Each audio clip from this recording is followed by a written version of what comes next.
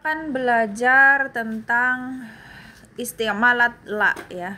Jadi ini Baina Hidaik jilid 4B halaman 304 tentang penggunaan la. Ada 6 macam. Yang pertama adalah la nafiyah lil fi'li walil ismi ya. Jadi untuk penafian fi'il maupun isim. Contohnya di sini yang fi'il adalah innallaha la yuhibbul mu'tadin. Sesungguhnya Allah tidak cinta, tidak menyukai orang-orang yang melampaui batas. Ini adalah masuk ke fi'il mudhari ya, la yuhibbu. Lalu yang masuk ke isim contohnya adalah ja'a Sa'id la Ali ya. Yang datang itu Sa'id bukan Ali gitu. Nah, lalu penggunaan yang kedua adalah nafiyatun lil jinsi, yaitu penafian segala jenis atau menafikan semuanya, itu namanya la nafiyah lil jinsi ya. Contohnya la khaira fi katsirin min najwahum ya. La nafiyah lil jinsi ini adalah temannya inna. Jadi setelah la di sini maka dia harus fathah. Makanya di sini la khaira, la toliba, la barokata gitu. Ya, jadi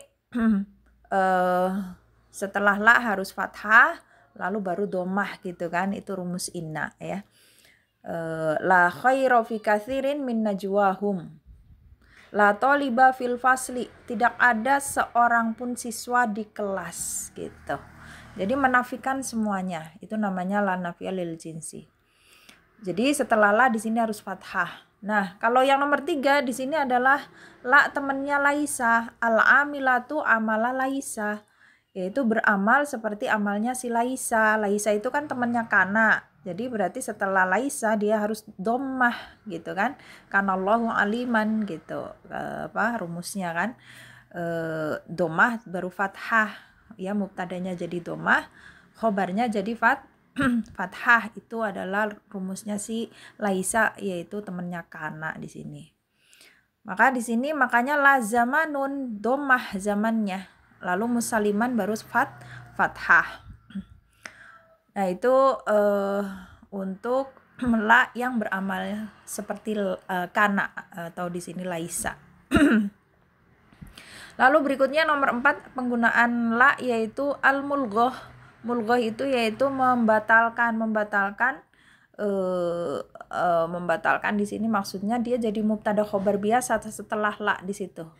Makanya di situ kan contohnya di situ lal khomilu, itu al khomilu itu jadi domah, jadi mubtada biasa. Lal ilmu muhtaqarrun sya'nuhu gitu ya. Jadi al ilmunya mubtada domah ya. Kalau tadi kan Kana dan Inna berubah ya. Karena mubtadanya jadi domah, khobarnya jadi fathah. Tapi kalau Inna mubtadanya jadi fathah, khobarnya jadi domah gitu kan. Nah, kalau ini mulghah ya nomor 4 ini, dia jadi mubtada khobar biasa, jadi domah-domah semua. Al ilmu muhtaqarrun. Nah, muhtaqarrun itu di situ khobarnya. Gitu.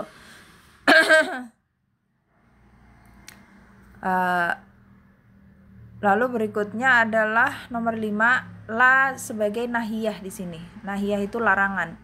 Ya, la tuhmil durusaka ya. Melarang itu kan kepada lawan bicara kita ya, makanya di situ pakai ta. Fi'il mudhari'nya tuhmil gitu ya. La ta'si walidaika ya. Janganlah kamu durhaka pada kedua orang tuamu. Ya, la ta'si. Di situ dari kata aso, ya'si, lalu ta'si. Gitu. Lalu dibuang ya-nya di belakang karena dia melarang di sini ya. Larangan dia fi'il mu'tal, di sini dibuang ya-nya. Ya, insya Allah paham karena ini pelajaran sorof ya. Kalau la nahiyah tinggal nasoro yansurun nasro nasirun mansurun unsur. Nah, la tansur gitu ya. La tansur di sini contohnya la tuhmil, la ta'si, la tufarik gitu ya. Itu dari hasil sorof di situ ya. Tasrif istilahinya dihafalkan. Ya, nasoro yansurun nasro nasirun mansurun unsur la tansur gitu. Nomor 6 yaitu la di sini sebagai jawab hal wa hamzah. Ya, maksudnya kalau pertanyaannya itu pakai hal atau pakai hamzah, contohnya yang hamzah di sini ata'rifu. Ya, a di situ adalah apakah? Apakah kamu tahu laki-laki itu gitu ya. Nah, itu jawabannya pasti pakai la gitu atau na'am gitu kan. Nah, kalau peniadaan tentunya jadi la di sini. Kalau hal yaitu yang nomor 2. Hal tuhibbus samak, apakah kamu suka ikan? Ya, ini gampang ya.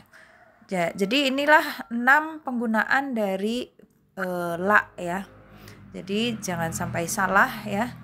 Jadi penggunaan la ada 6, jangan dikira hanya misalnya masuk ke fiil doang gitu kan, atau ke isim doang, padahal di situ ada dia bisa beramal inna, bisa beramal kana, bisa sebagai mubtada khobar biasa yang membatalkan, atau sebagai larangan, atau sebagai jawaban dari pertanyaan. Barakallahu fiik.